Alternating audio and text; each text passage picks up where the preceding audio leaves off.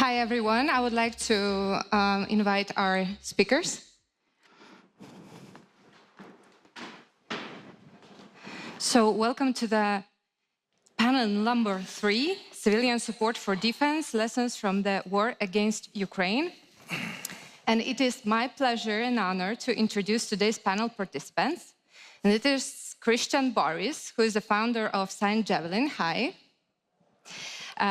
Doug Klain, who is the policy analyst for Razom for Ukraine. Hi. Hi. And Jonas, Ohman, who is the founder of organization Blue Yellow. Hi. So in this panel, we will discuss the role of civil society in the context of Russia's war against Ukraine. When the war started, we saw really big engagement of the civil society. When people hosted refugees, other people donated. Lithuanians even managed to buy Bayraktar for Ukrainians. And I'm sure that your experience, your work is very, very helpful for us to understand what we all can do to help Ukraine win the war. And I don't want to waste any time, and I would like to jump to the discussion right away. But before moving on, let's agree that all of you have 5 minutes for answers, okay? And if we have some more time left, I'm engaging the audience to be active and asking questions on Slido. So let's start with you, Christian. You created Javelin to mock Russian propaganda, basically. And since the war started, we saw many stories that were more funny than real. For example, about the grandmother who managed to shoot down the drone with a jar of cucumbers. Actually, after some time, somebody said that this is fake news because there were now cucumbers but tomatoes. So tell us more about your everyday work and how do you see the humor can help in the context of war? Sure. So basically, the reason I started St. Javelin was what you saw at the end of Roman's presentation. The information that the Russians were pumping out, I experienced that information because I used to be a journalist. And as a journalist, you know, you're supposed to maintain neutrality, right? And when I was no longer a journalist, I stopped being a journalist in 2018, but I had the experience of having covered Ukraine.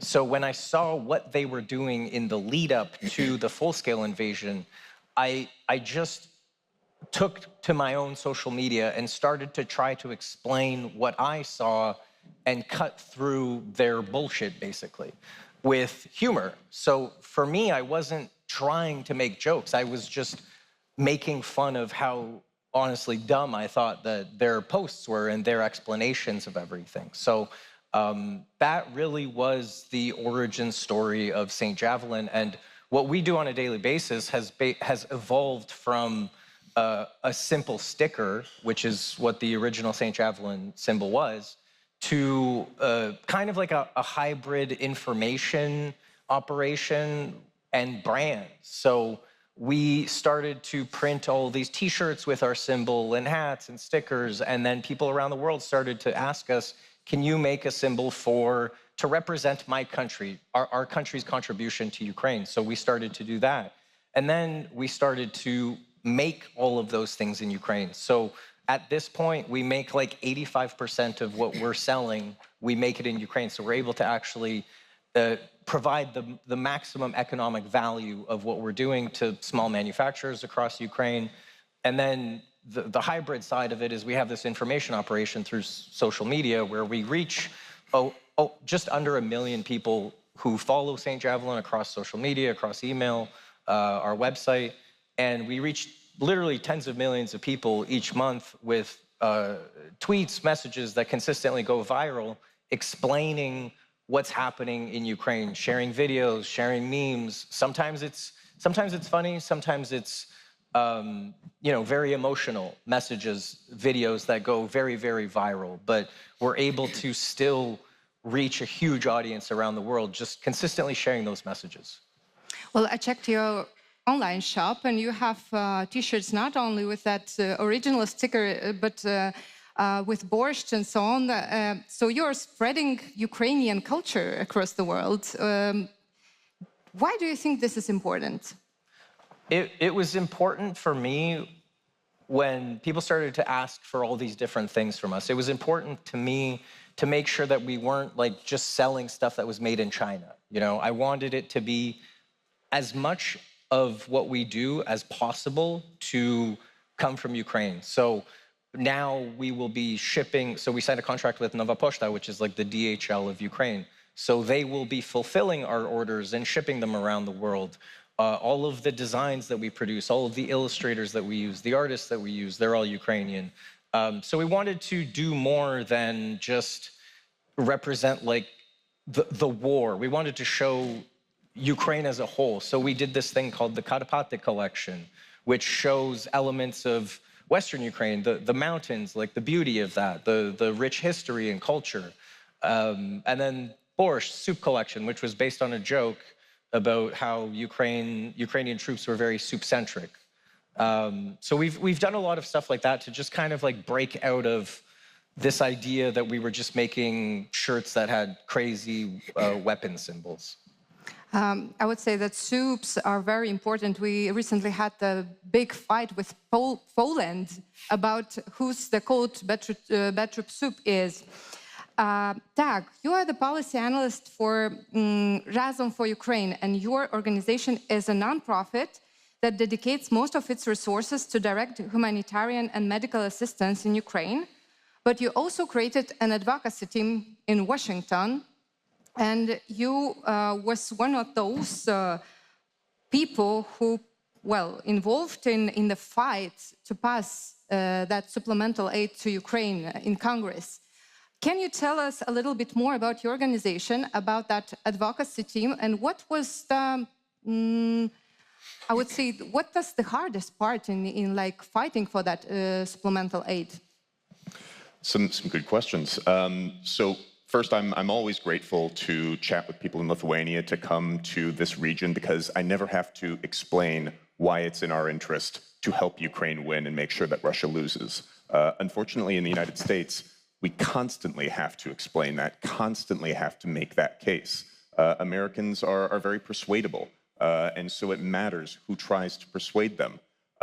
One of the things that Razom for Ukraine does is trying to make that case and explain why it is in the United States' national interest that Ukraine wins.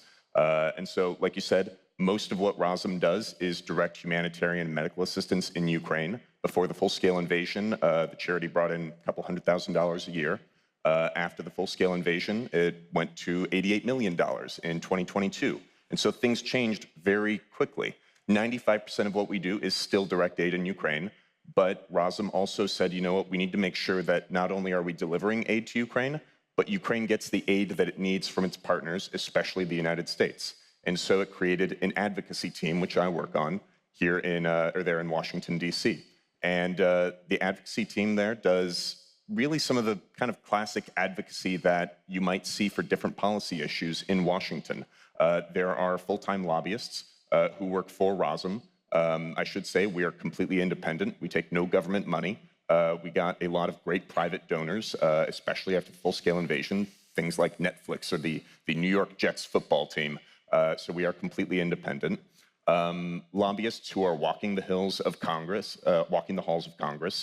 convincing members of Congress, making the case. We also have a public engagement team that gets outside of Washington, D.C. and makes the case to Americans around the United States, doing community events, showing how a local weapons factory, like one that's in Scranton, Pennsylvania, how the things that we do in our communities in the United States are good for us as Americans, our investments in our communities, but also investments in Ukraine's defense and victory, and good for all of us. And so that's kind of the summation of what Razom Advocacy does.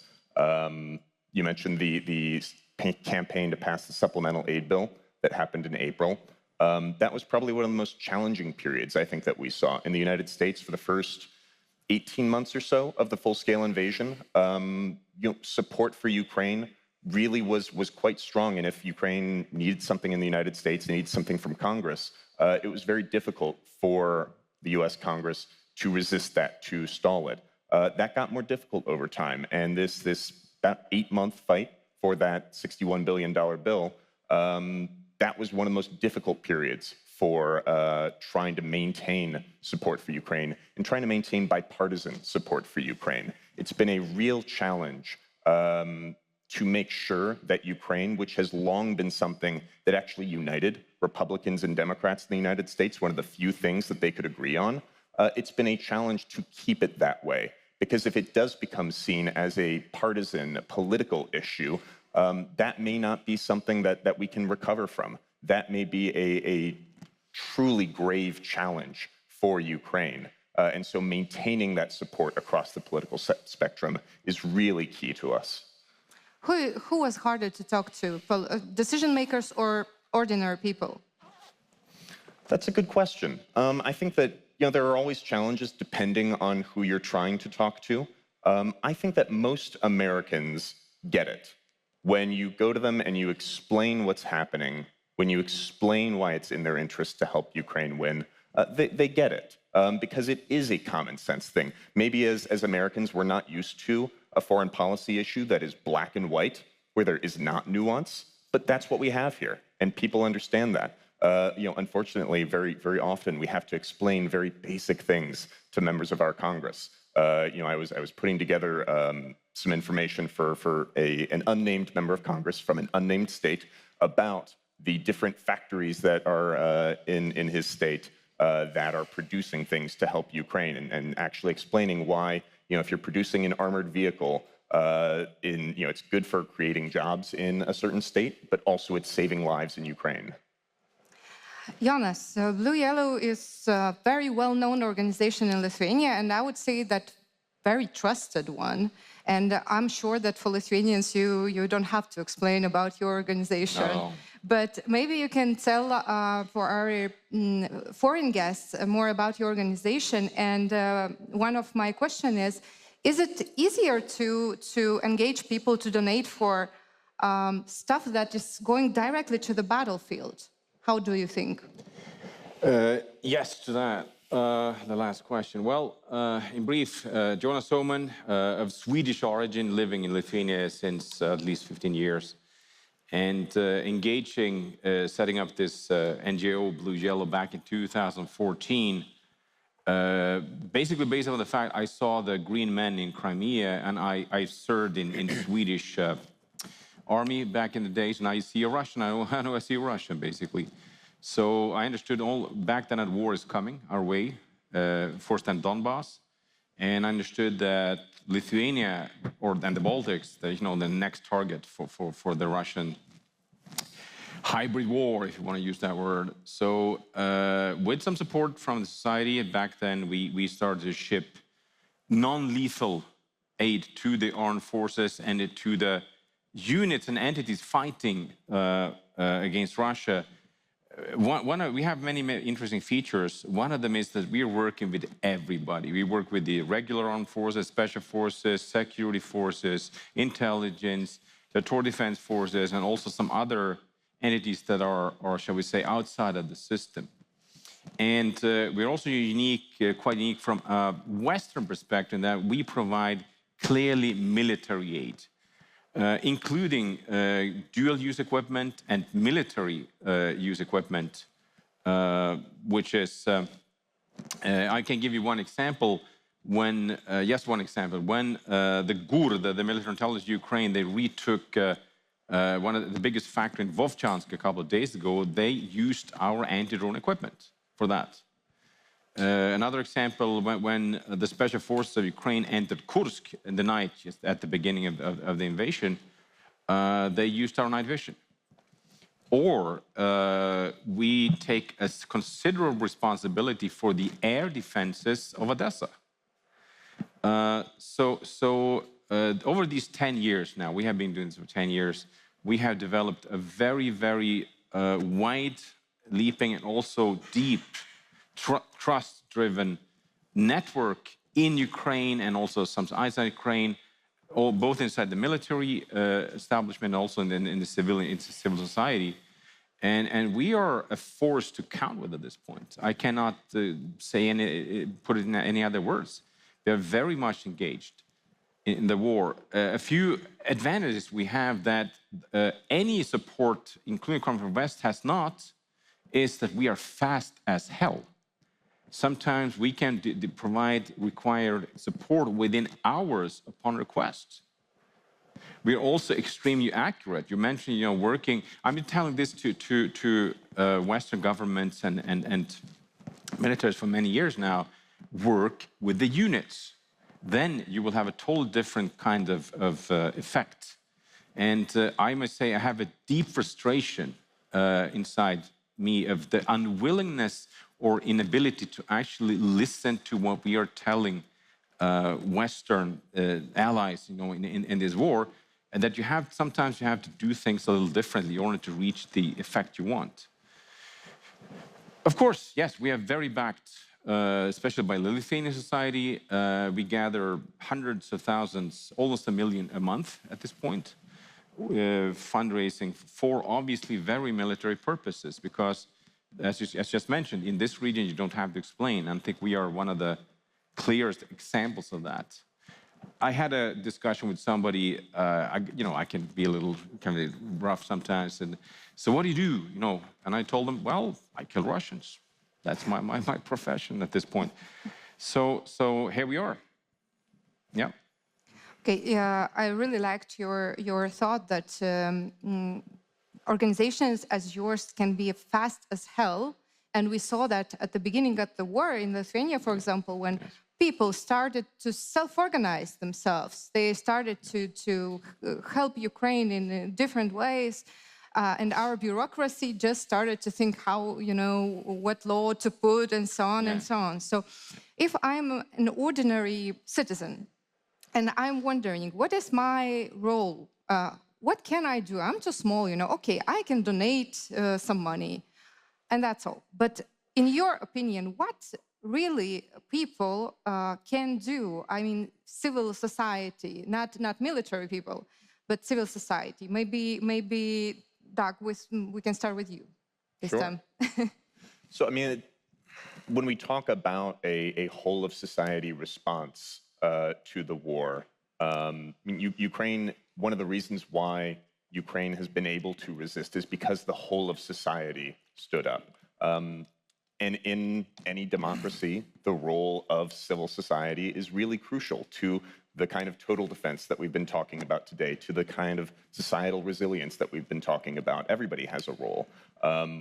When it comes to democracies that are supporting Ukraine, it's about everybody in society having a role in pushing our governments to do more. That's been a theme that we've talked about throughout today of the United States, of other countries failing to meet the moment, doing historic things to aid Ukraine, but historic not being enough. And so it's on everybody to keep pushing their governments to do more, to call for Ukraine actually to win. In the United States, the role of normal constituents calling up their members of Congress and saying, hey, look, there's a significant supplemental aid bill to help Ukraine. We need to pass that as soon as possible. We're going to have more legislation coming up in coming months about helping Ukraine in Congress. And the role of normal constituents actually reaching out to their members of Congress and pressuring them to get this passed, not to let it sit there and languish for months on end. That's going to be a really important thing. It can be helpful to have organizations like Razom and plenty of other advocacy organizations raising issues, raising the profile of things, and making sure that people know, hey, there's something that's out here that you can be calling for, that you can be supporting. You probably already support it, but your voice does actually matter here. That can be really key to making sure that, when it comes to aiding Ukraine, we're not just sitting and waiting for somebody else to do it. Everybody has a responsibility to push it forward. Christian? Obviously, donating to organizations is the quickest way to get something on the battlefield. But I don't think discounting things like film, for example, I don't want to be too artistic about it, but if you look at a film like 20 Days in Mariupol, the effect that a film like that has, winning an Oscar, being seen by as many people as it was seen by, it was toured around in different, I know it was toured in Canada and Parliament and US Congress. It was seen by so many people because of the effect that it had. As soon as you saw it, you wanted to share it, right? So the thing that I've seen from a St. Javelin perspective is that people are sharing the messages less, especially North Americans, because like Doug said, from a Canadian perspective, we don't understand it the way that you guys do because it's so much further away for us, right? It's not next door, it's really far away. It doesn't seem as, you know, as immediate, let's say. So I think that even a small act of like sharing the messages is important because those messages can have a wide effect. And then what ends up happening is that the more you share it, the more people see it, the more politicians have to see it, have to understand that their constituents find it to be important. I'll give you an example of this film that aired in Toronto. Toronto International Film Festival is this giant film festival, and they were going to air a film called Russians at War, which was made by a director who spent 7 years at Russia Today. And then she went out and she made this film, which was basically saying, hey, these are just ordinary guys, you know, caught up in this big political game. They don't know what they're doing. They're just innocent. They're simple men like you and me, right? The Ukrainian community in Toronto, in Canada, there's over 1 million people of Ukrainian descent. The community got together and they said, absolutely not. This is Russian propaganda. We will not have this here. And it was actually funded by the Canadian government, which is a crazy story. But people went out to the streets and they had their voices heard. Like they got together and they put a stop to it, right? Unfortunately, it was screened. It was first canceled and then it was screened. But I think that effect, I saw that effect propagate through other countries, and other countries did shut it down. So stopping their messages, like keeping the message of support Ukraine alive and stopping Russian propaganda, those are also simple things that people can do. And it takes really no effort, right? Sharing messages that you see on Instagram, on Twitter, and stuff like that.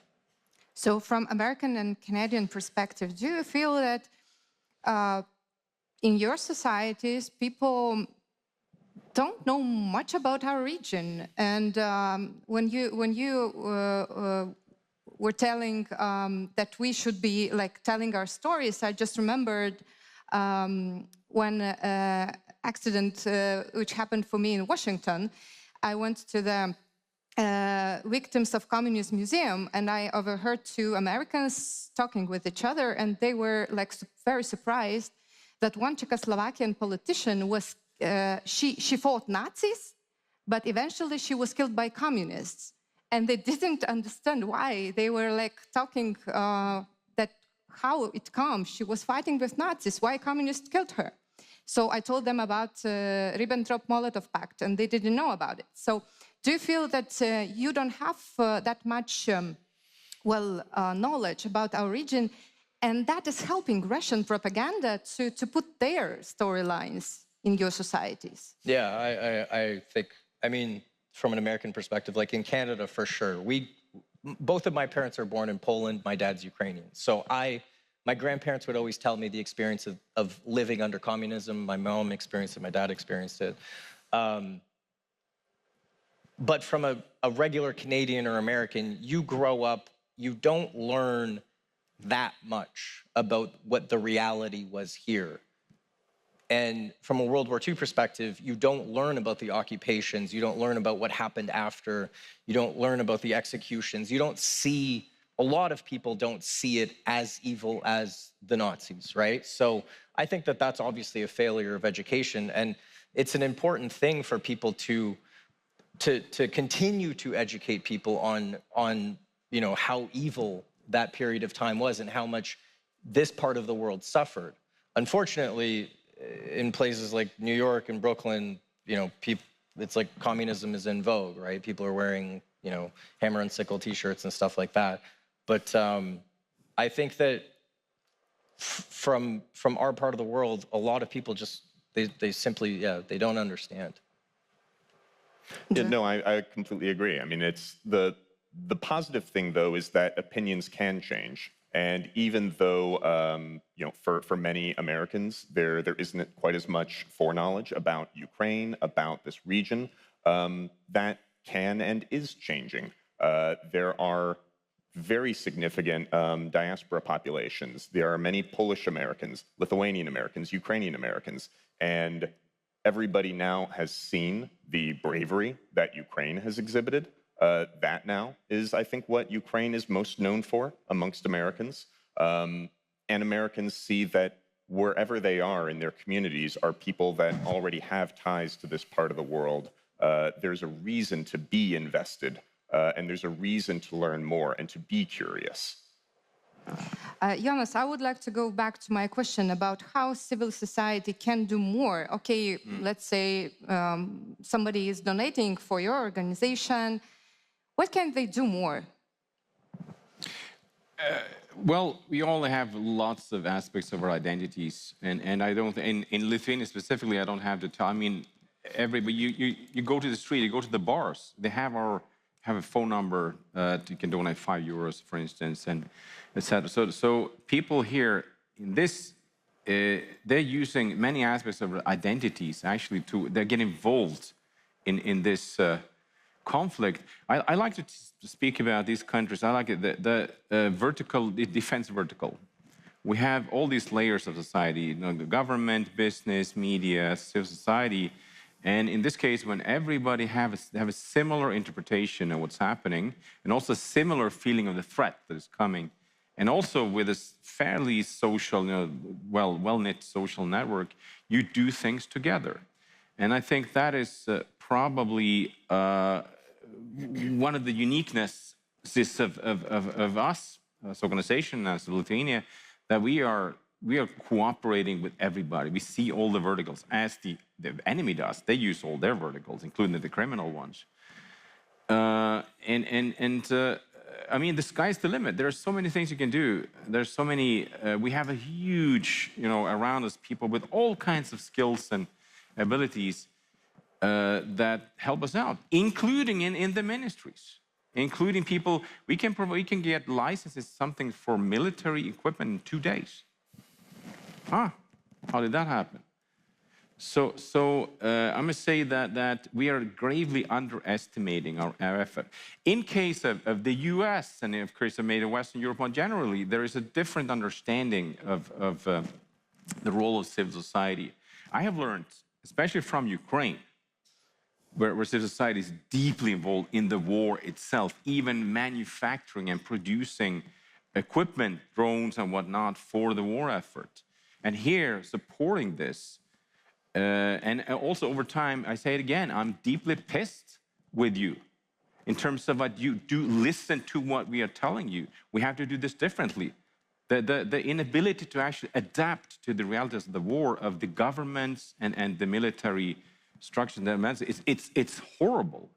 It sucks. I just want to tell you. And I mean, I'm here, so please come if you get pissed with somebody. And we are getting more and more involved even in governmental doings. I'm taking governmental responsibilities in Ukraine sometimes in ways that I'm not supposed to, but here we are. And this is like, again, it's an example where the rest of the Western world, we have like a more, shall we say, limited access and limited impact. I think that we have to understand that this war considers all of us and all of our layers and levels and aspects. So I would like to see you to become more aggressive, your end, actually. Not being, being polite is one thing, but I mean, I don't have to tell you guys, we have to go to war. And we are not. We are helping Ukraine.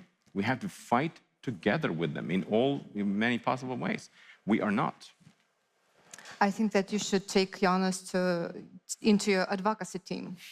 In Washington. Whenever he comes to Washington, it's good news. Yeah, but I'm not sure how it would end because, politicians are sometimes, they don't want to hear the truth and their reality. Oh, I can tell you a story. I went to D.C. and I went to actually one of the committees and I told them, give us some money to work with. And I said, I'm being humble, like, imagine what I can do with $50 million in Ukraine, actually turning the tables here, like really kicking the Russians the ball. You know what the answer was? An interesting idea, but Jonas, it's too little. Too little? Yes.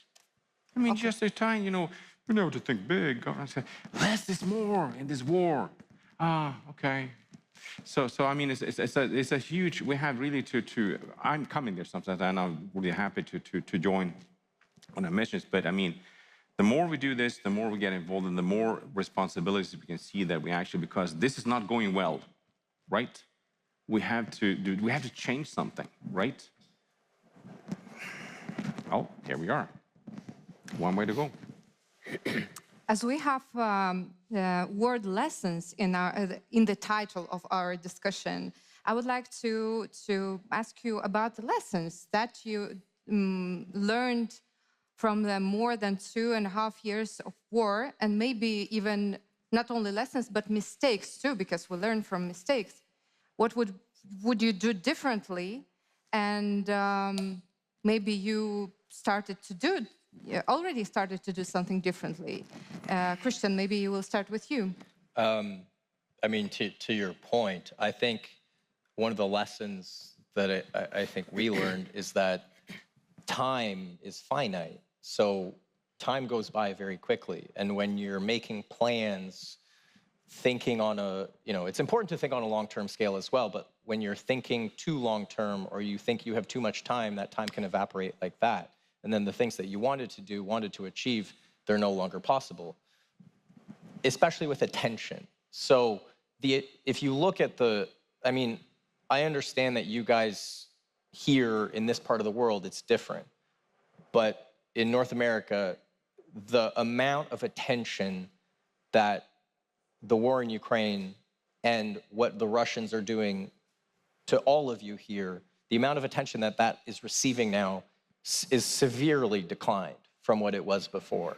So whereas we took it maybe for granted that the whole world and the most important actors in the world were paying attention to it, that's no longer the case, because so many other variables come into play, right? Conflicts start elsewhere, people, hurricanes happen, whatever it might be, right? Attention goes away. So I think one of the lessons that we probably learned is just don't be too patient. Like make things happen as fast as you can. It doesn't have to be perfect. No. Be more aggressive, as Jonas said. Yeah. It really is true. I mean, it's objectively, the amount of attention has gone down. So people ask me all the time, like, how do you get the attention back up? And it might be a case of maybe you don't. Maybe you have to find other ways to bring people's attention back. But that's one of the biggest lessons. Well, from my experience in Washington, they put the Ukraine on the news when something horrible happens. Yeah. For example, bombing of hospital. Yeah. But before that, I didn't see any news about Ukraine. And in Lithuanian news, you will see it every day. Mm-hmm. Doug, maybe you can elaborate a little bit more about lessons. Yeah, one key lesson, I think, is we have to get creative in how we're going about trying to help Ukraine. When it comes to advocacy in the United States, we've had to really get creative about how we're pushing for things to happen. I'll go back to this big fight that ended in April over the $61 billion supplemental aid bill. I don't know how many details of this fight people remember. I've certainly tried to black out a lot of it. But at a certain point, it came to where the United States Senate had passed a version of this bill, and it was sitting with our House of Representatives. And the real power there sits with our Speaker of the House, who is Mike Johnson. He was a brand new speaker. He was very, not well established. He was a backbencher who was, thrown up into the spotlight. And it sat with him of, will he bring this bill to the floor for a vote? If it comes to the floor for a vote, we know it'll pass, but we have to convince him to choose to bring it forth. And so we're trying to come up with, how can we do something to make him change his mind, to make him take action here? When he first became Speaker of the House, everybody's trying to figure out, who is this guy? What does he believe? What drives him? And, a reporter asked him, what's your worldview? And his response was, do you want to know my worldview? Look in the Bible. That's my worldview. He's a devout evangelical Christian. So we did, and we figured out what his favorite Bible verse was. His favorite Bible verse is Esther 4:14, for such a time as this. It's about Esther, in the book, being called upon to do something greater than herself, maybe having to sacrifice and put herself at risk because the time calls for it. The time calls for action. And so we took out some billboards in his home state of Louisiana. We figured out where his church was, and we put a billboard across the street from his church. And it said, Speaker Johnson, for such a time as this, Esther 4:14, paid for by Razom for Ukraine. It's paired with a picture of a Ukrainian Baptist church in Berdyansk that had been bombed by the Russians. And we didn't do this as like a cynical thing. We did it to say, it doesn't matter who you are. No matter what you believe, you have something at stake in Ukraine. This is personal for everybody, even if you don't realize it. And we paired that with other kinds of things that we did in Louisiana. We paired that with our lobbyists going to meet with his office in Washington, D.C. And when they actually finally did meet with his office, they asked, wait, are you the billboard people? And so this was not the one key thing that changed his mind, but it did play a role. The role of religion, the role of Russia's persecution of Ukraine's Christians, evangelicals in particular, are singled out. That's something that really made this personal for him and helped motivate him to finally take action. So we have to get creative. We have to figure out how can we keep making the case every day, because we have to. Jonas? Basically, knowing what I know now, at the beginning of the full scale, when we received approximately up to 1 million euro per day in donations from people who realized that we had been right all the time since 14. What we should have done back then, we should have invested more in marketing in other countries, basically, in Europe, US, etc. We should have, at that point when people were more receptive, to actually reach out in different ways. So, you want to join in, you want to do something, you want to make a difference, here we are. We're doing it now, but we feel it's harder. But we're trying, basically what we're saying, if you support us, you're part of the resistance. Simple as that. Lots of other lessons, of course, learned over the time, some of them very painful, but this is very hard. This is very complicated. And I would probably say I'm learning something every day about the war, about Ukraine, about us, about myself. So it's not boring, let's put it that way. It's not at all. It's very, very, very educative. Very, very educational. How do we put blue-yellow, how do we export blue-yellow to other countries? We are trying hard at this point in Scandinavia, for instance, and also to some extent in other European countries. But I mean, it's a huge, because, hey, the war is there, it's to some extent here, but over there, the mindset is clear that, this is it's a nuisance. It's an issue that it has to be dealt with somebody, governments or whatever. I have nothing to do with it. And of course, I have a totally different opinion on that for various reasons. We see this massive, extremely multi-layered aggression being launched from Russia, not only from Russia, also with help of others, against everything we believe in. Freedom of press, freedom of speech, freedom basically, it's tolerance, etc., etc. Everything that I am, Russia is not, so to speak. And but to communicate this, and also to make people that you can actually make a difference. What you do matters, which is another, in terms of war and calamities and crisis, is a hard thing for many people to accept. Some people like us, we have it's in our genes, I guess. But of course, there are many other people that kind of, well, what can I do about it? It also goes for the system. It also goes for governments and for militaries. I see the little, screws and bolts in the system, and I can't really make a difference. I have to talk to my superior. Well, yeah, sure, but I mean, I talk to U.S. soldiers in Rzeszów sometimes. They tell me, every single one, we have a beer or something like that, I go passing from Ukraine, say, if I got the order to go into Ukraine, I would go tomorrow morning. But, there are concerns, there are issues, and et cetera. Yes. I can see there's a deeply, tuck down frustration, including in the... I talked to Danish officers about this. They want to go. But, it's just don't provocate, blah, blah, blah. Fuck that. We have to, including, representatives and of systems, we understand we have to go and we have to make a difference, and we actually have to do it now because, as you say, time is not, infinite. We have to deal with it. So we have some really great questions on Slido. Thank you for that. And I am going to ask you, how do your organizations ensure humanitarian aid remains effective without being compromised by the political or military dynamics in the conflict zones like Ukraine? I could probably start very simple. You work directly with the units, you vet them, you have your own, shall we say, intelligence gathering system, you see who is who. We have been doing this for 10 years. And I'd probably say there's, at this point, we also, of course, have like an emergency system. We have a brigade, or let's say 25th Brigade in Pakrovsk or something like that. And if they call, they say, this is like pizda, this is really bad, so that we help them. We have stopped tank divisions with our drones.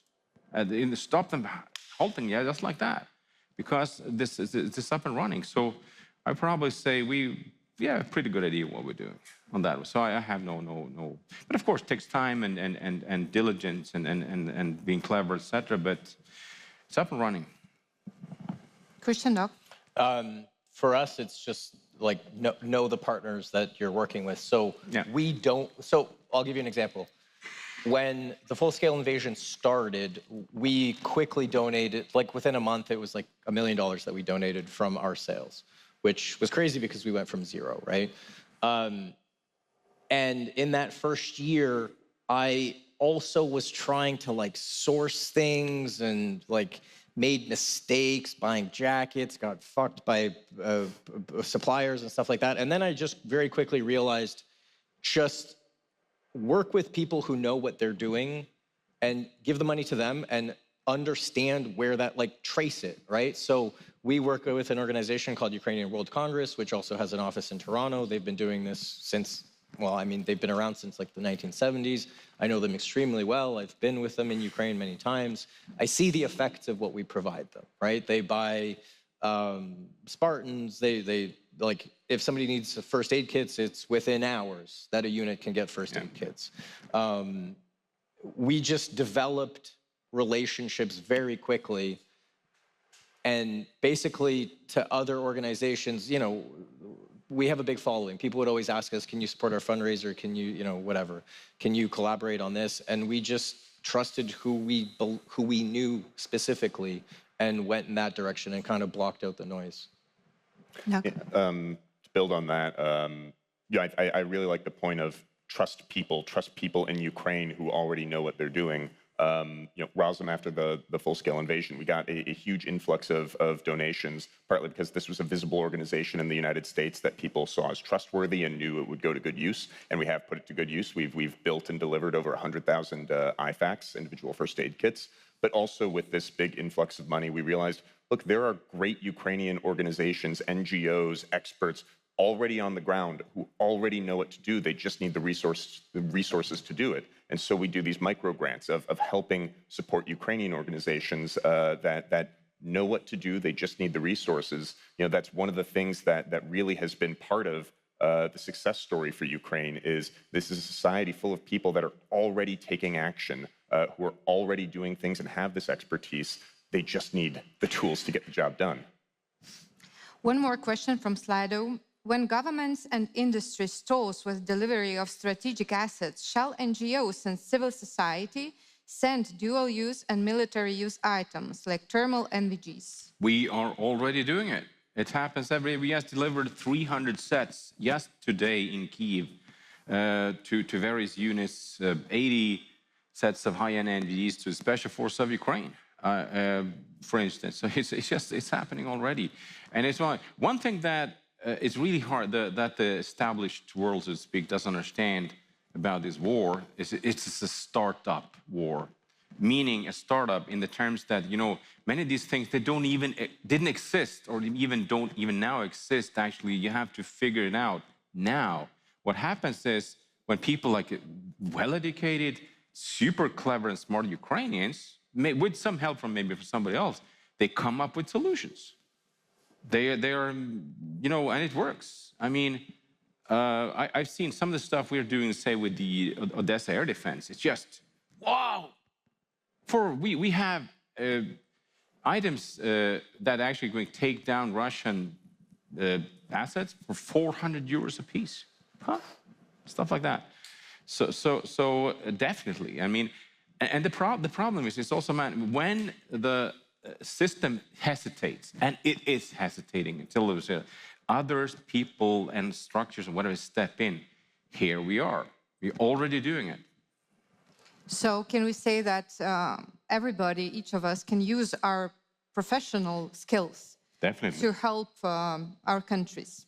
Oh, I mean, new times, new skills, new horizons, new wars, new solutions.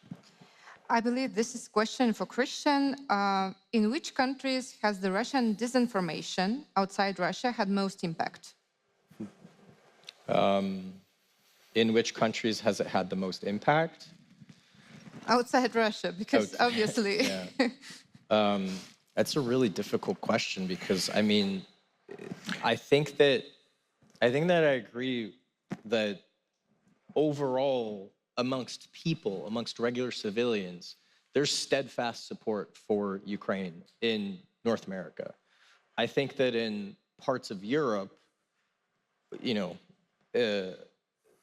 also in the global south, Spanish-speaking countries, French-speaking countries, I think that they've been effective at inserting their narratives, and what they do, as everybody knows, is just throw a million different things at the wall just to make you believe anything else but the truth, right? So I think in certain parts they've been effective, unfortunately, and it's hard to make people believe in the actual truth. And I mean, a great example of that is MH17, right?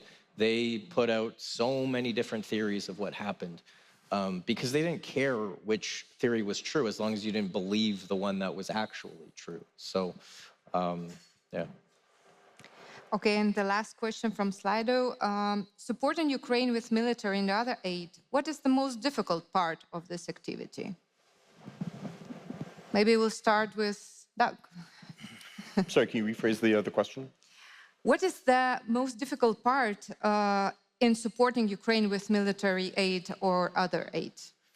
Sure. So, I mean, Razom doesn't supply military aid. We do humanitarian and medical assistance. We advocate for military aid.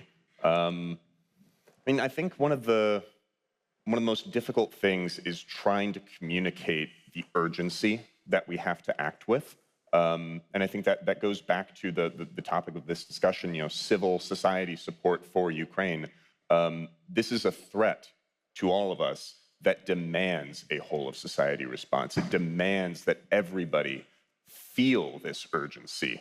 You know, nobody can really afford to pretend this doesn't affect me. In the United States, there's a lot of people who don't think that this affects them or don't understand how it does affect them. Americans are very open to persuasion. You know, polling is pretty consistent in our support for helping Ukraine win the war, but Americans can be persuaded, and it matters who tries to persuade them. With the disinformation question, you know, disinformation has been very effective in the United States, especially when it comes to fake narratives about U.S. aid being misused. We don't know where the money's going. It's being taken away from Americans who, you know, maybe are suffering from natural disasters. Instead of getting help from the government, aid's going to Ukraine instead. These are narratives that are able to take purchase because, you know, they aren't always being countered. People need to have a positive message. They need their leaders to be making the case and explaining why it's in our interest and explaining the reality of aid for Ukraine. Because there are a lot of positives here, and people can believe the positive message. They just need to hear it. Short answer, resources. Resources. Give us some money and watch us. Yep. Christian? Last thoughts? No. What is the most difficult part in this job? I think I I should have mentioned, when it comes to disinformation, Twitter's been an unbelievable source of disinformation. X. Yeah, X. So yes, it definitely is pervasive in North America. I think the question that I always get is, how do you keep people's attention? And that is the most difficult part. It's just how do you keep people caring when they're far away, when it doesn't directly affect them? And I think that that's why we try to always tell personal stories. You know, if we're showing a video of, I don't know, if it's POWs or if it's like a soldier coming home, like the emotions that people can sympathize with, like a regular person who isn't a soldier can understand that feeling of your child seeing you for the first time or something like that in a long time, or the experience of being in isolation. Making people understand what it's like to be under occupation or in war, it's a very difficult thing to do, but it's very effective if you can do that. So we run out of time. I'm going to ask you the last question. I'm sure that the audience really appreciated your experience and your thoughts. And maybe you can share what are the future plans? What are you planning to do in the future with your organization, or maybe new projects, and how we all can make our input in that? Christian, maybe. Yeah, sure. So we're just continuing on the path that we started going down a couple of years ago. Basically, we've expanded so that all of our operations are in Ukraine. So the maximum economic, like, not only do we donate, but we also produce everything in Ukraine. We work with Ukrainian artists. We're trying to build something like Fjallraven or Patagonia or something like that, but it's in Ukraine. So basically the strategy is, can we build something that is its own machine long term? Because the genesis of St. Javelin for me was my experience as a journalist. You see the violent part of war. It's always in the news, right? But what you don't see is what happens after. So many lives are destroyed, you know, children are orphaned. Ukraine will need support for a very, very long time. So when I started St. Javelin, I quickly understood that my responsibility and my goal should be to take this attention that we've created and try to make it last long term and become useful long term, right? So that's why we're just continuously trying to make really good products that people want to buy because they're really good products, and they see the benefits of what they're buying, right? So yeah, if we can continue to do that, not make stuff in China, make things in Ukraine and use materials that are from countries that support Ukraine, we can kind of like use this whole cycle that we've built as efficiently as best as possible. Thank you. I'll be very concrete on mine. There's legislation coming up in U.S. Congress called the Stand with Ukraine Act. Many of us might remember the bilateral security agreements that Ukraine signed with a number of countries, including with the United States. That happened this summer in June. It's a very nice piece of paper. It lays out a roadmap for 10 years of security partnership between the United States and Ukraine, but it's just a piece of paper. It's not a treaty. It's not binding. There's not money and resources behind it. And so this new legislation, the Stand with Ukraine Act, which was just introduced a couple of weeks ago in Congress, that would codify the bilateral security agreement into law. It would put money behind it. It would put requirements of the United States federal government behind it. It would lay out a really transformative process for security cooperation between the United States and Ukraine. It might be one of the most significant pieces of security assistance that the United States has ever done for Ukraine after the historic aid that has happened in the last 2.5 years. We can't do everything. There's a lot of issues that are out there that need advocacy when it comes to helping Ukraine. So we have to pick and choose what has the most impact. But this is something that will be coming up in the coming months, and we're really prioritizing it. In the last few weeks, we got, I think, 26 new co-sponsors, which is members of Congress that sign their name on to take ownership of legislation and push for it and make sure it passes. So that's one of our top priorities. Thank you. Jonas? Okay, one short term, one mid-term, and one long term. The short term is to help directly or indirectly to increase the losses of the Russian armed forces to 2,500 per day. It's a number that has related to how to make their effort unsustainable. The midterm effort is to convince the Western allies, in what format, NATO or whatever, to actually enter Ukraine with training missions, to help with logistics, and also getting closer to it and get a better understanding of the war itself, to actually enter Ukraine, maybe Western Ukraine. The long-term goal is to obviously to engage in reconstruction after it's all is done. One thing I'm a former, I have many professions, I'm a former teacher, so I'm really looking forward to build some schools, actually, at some point. Yeah. Well, thank you very much. It was my pleasure to moderate this discussion. Let's give the round of the applause for our participants.